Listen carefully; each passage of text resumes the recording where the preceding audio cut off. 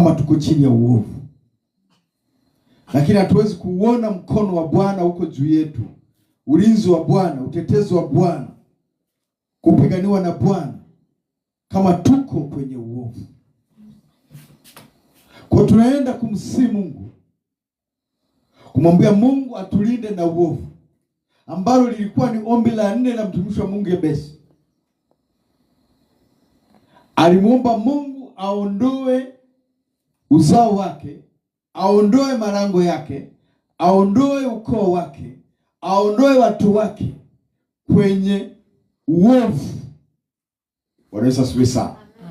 Kwa na sisi hatuwezi kuvuka eneo lolote kama tuko kwenye mazingira ya uovu.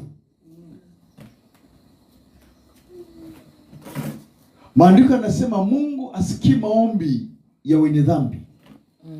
Kama Mungu asikii tu maombi ya wenye dhambi, je, wenye uovu? Kwa sababu uovu ni zaidi ya dhambi ya kawaida. Kwa lazima tumsihi Mungu usiku wa leo. Kama kuna uovu tumeingia wenyewe, kama kuna uovu tumezaliwa tukaukuta, tukazaliwa ndani ya uovu, tunapata shida, tunapata matatizo, tunapata kutokukubalika kwa Mungu, ni kwa sababu ya maovu. Bwana Yesu asifiwe sana.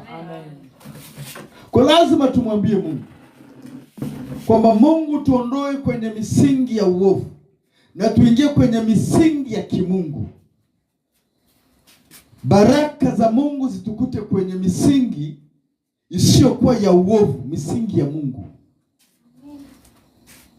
Kuna maeneo tunapita, kuna maisha tunayaishi ni matokeo ya uovu. Bwana Yesu asifiwe sana. Amen. Kuna mateso